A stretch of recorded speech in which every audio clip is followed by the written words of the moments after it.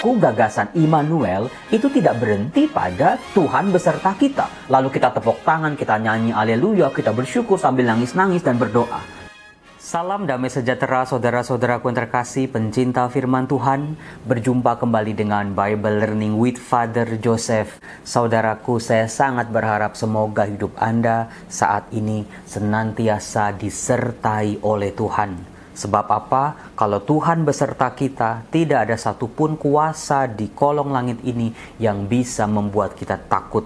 Karena apa? Karena Tuhan adalah Allah segala kuasa. Saudara-saudaraku yang terkasih, sekali-kali di video Bible Learning untuk awal, saya mau mengajak Anda untuk sedikit bermain. Bermainnya adalah seperti ini. Saya akan memberikan Anda soal untuk Anda tebak. Silakan kita lihat. 1, 2, 3. Angka berapa saja yang Anda temukan dalam gambar ini? Angka berapa saja yang Anda temukan dalam gambar ini? Ayo tulis di kolom komen. Silakan tulis di kolom komen jawaban Anda. Saudara-saudaraku yang terkasih, hidup manusia ternyata sebuah pencarian. Yang dicari itu ada banyak. Bisa orang cari uang, bisa orang cari pekerjaan, bisa orang cari jodoh, dan aneka macam pencarian-pencarian, termasuk juga orang seringkali mencari jati dirinya. Ada satu pencarian yang adalah tugas dan kewajiban kita sebagai orang beriman, yaitu mencari Tuhan. Saudara-saudara, jadi kemarin ketika saya mengajar Injil Matius di kampus, saya menemukan sebuah inspirasi, sebuah kekayaan kembali, jawaban dari misteri pencarian manusia, di manakah Allah. Di situ saya sangat bersyukur bahwa ternyata teks-teks kitab suci yang sering saya baca, saya ulang-ulang, sudah sering saya khotbahkan, sudah sering saya ajarkan, ternyata kuasa Roh Kudus memberikan kita semua inspirasi, sebuah arti baru, lebih dalam lagi. Rahasia yang saya temukan berkaitan dengan Immanuel dalam Injil Matius bab 1 ayat 23. Apalagi kalau bukan gagasan tentang Immanuel. Kita semua sudah tahu ketika Yusuf waktu itu mau menceraikan Maria secara diam-diam, waktu itu malaikat menampakkan diri kepada Yusuf. Malaikat berkata supaya Yusuf jangan takut untuk mengambil Maria sebagai istrinya. Nah, yang menarik buat saya adalah itu ada di ayat 23. Di mana malaikat membongkar identitas bayi yang dikandung oleh Maria. Dikatakan, sesungguhnya anak darah itu akan mengandung dan melahirkan seorang anak laki-laki, dan mereka akan menamakan dia Immanuel. Yang pertama, mereka. Jadi bukan Yusuf, bukan Maria, tetapi mereka. Siapakah identitas mereka? Itu penting sekali. Immanuel yang berarti Allah menyertai kita. Jadi mereka ini adalah orang-orang yang hidup bersama-sama dengan Yesus. Orang-orang yang melihat Yesus secara langsung, orang-orang yang mendengar pengajaran Yesus, orang-orang yang melihat mukjizat demi mukjizat yang dilakukan oleh Yesus. Termasuk juga bagi kita orang beriman, setiap kita membaca firman Tuhan, mengalami relasi pribadi dengan Yesus, kita akan betul-betul merasakan, menghayati, dan mengalami bahwa betul-betul Tuhan itu beserta kita. Nah, saudara-saudara, gagasan Immanuel ini sangat penting. Ternyata gagasan Immanuel ini bukan gagasan baru dalam perjanjian baru. Sudah kita bisa temukan akarnya dalam perjanjian lama, bahkan jauh sampai ke kitab Taurat. Apakah Anda tahu bahwa kitab Keluaran, akhir dari kitab Keluaran, di situ Allah menyuruh Musa untuk mendirikan kemah suci. Nah, gagasan inilah yang bisa kita lihat ada kaitannya dengan Immanuel. Mengapa? Sebab setelah kemah suci dibangun, di situ diceritakan Allah turun ke tengah-tengah kemah suci. Artinya Allah yang menciptakan langit, bumi, alam semesta dan segala isinya sekarang punya tempat tinggal di bumi yang Dia ciptakan. Nah, ternyata dalam Perjanjian Baru, khususnya dalam Injil Matius, kita kembali menemukan gagasan Allah yang tinggal beserta umatnya. Itulah gagasan Immanuel. Yesus yang hadir dirasakan sebagai Tuhan yang berpihak pada umatnya. Nah, saudara-saudara, saya yakin Anda semua sudah tahu gagasan Immanuel, Allah beserta kita. Lalu juga ingat ya, saya pernah mengajarkan bahwa Injil Matius adalah Injil yang sangat rapi, ditulis dengan sastra penulisan yang tingkat tinggi, dengan teknik-teknik yang luar biasa. Karena apa? Alasannya adalah di Matius bab 1 ayat 23 tadi, yaitu di bagian awal, ada gagasan Tuhan beserta kita. Tuhan yang menyertai. Yesuslah Sang Immanuel. Nah, di bagian akhir, sebagaimana juga Anda pasti sudah tahu, di Matius bab 28 ayat 20, di mana Tuhan Yesus setelah mengutus para muridnya, di ayat 20 dikatakan, "Ajarlah mereka melakukan segala sesuatu yang telah kuperintahkan kepadamu, dan ketahuilah, Aku menyertai kamu senantiasa sampai kepada akhir zaman." Nah, di sini kita bisa melihat sebuah konsistensi dari awal sampai akhir ada ditemukan gagasan Immanuel, Tuhan yang menyertai kita. Ternyata penyertaan Yesus sampai pada gereja, orang-orang beriman, orang-orang yang percaya kepadanya sampai detik ini. Karena tadi dikatakan, aku menyertai kamu senantiasa. Senantiasa artinya selalu, tidak pernah putus, tidak pernah terbatalkan, selalu sampai akhir zaman.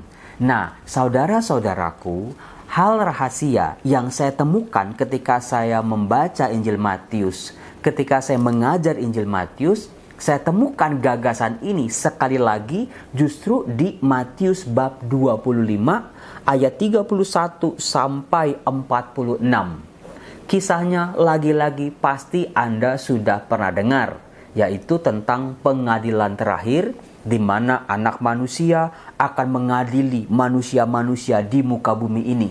Dipisahkan antara orang-orang benar dan juga orang-orang yang tidak benar. Nah, ini mari kita lihat, kita bongkar teksnya. Ternyata ada sesuatu yang baru untuk saya dan juga pasti untuk Anda dan kita semua. Di ayat 34 dikatakan, "Dan raja itu akan berkata kepada mereka yang di sebelah kanannya, 'Mari, hai kamu yang diberkati oleh Bapakku, terimalah kerajaan yang telah disediakan bagimu sejak dunia dijadikan. Sebab ketika aku lapar, kamu memberi aku makan. Ketika aku haus, kamu memberi aku minum. Ketika aku seorang asing, kamu memberi aku tumpangan. Ketika aku telanjang, kamu memberi aku pakaian. Ketika aku sakit, kamu melawat aku. Ketika aku dalam penjara, kamu mengunjungi aku." Kisah ini pasti Anda sudah dengar. Anda sudah tahu, sering dengar, sering dikhotbahkan. Nah, menariknya adalah ayat 37, saudara-saudara. Coba baca. Kalau Anda punya stabilo, silakan di stabilo seperti kitab suci saya ini. Dikatakan, setelah si raja itu berkata kepada orang-orang benar seperti tadi, kita lihat, maka orang-orang benar itu akan menjawab dia katanya, "Tuhan, bila manakah kami melihat engkau lapar dan kami memberi engkau makan, atau haus dan kami memberi engkau minum? Bila manakah kami melihat engkau sebagai orang asing dan kami memberi engkau tumpangan, atau telanjang dan kami memberi engkau pakaian? Bila manakah kami melihat engkau sakit atau dalam penjara dan kami mengunjungi engkau?" Saudara-saudara, setelah saya ulang-ulang kata-kata ini dari orang-orang benar tadi, saya menemukan sebuah gagasan begini. Orang-orang benar ini sepertinya mereka kaget, mereka heran, mereka bingung. Kapan kami bertemu dengan raja itu? Apalagi ketika haus, ketika lapar, ketika telanjang, ketika sakit, ketika di penjara.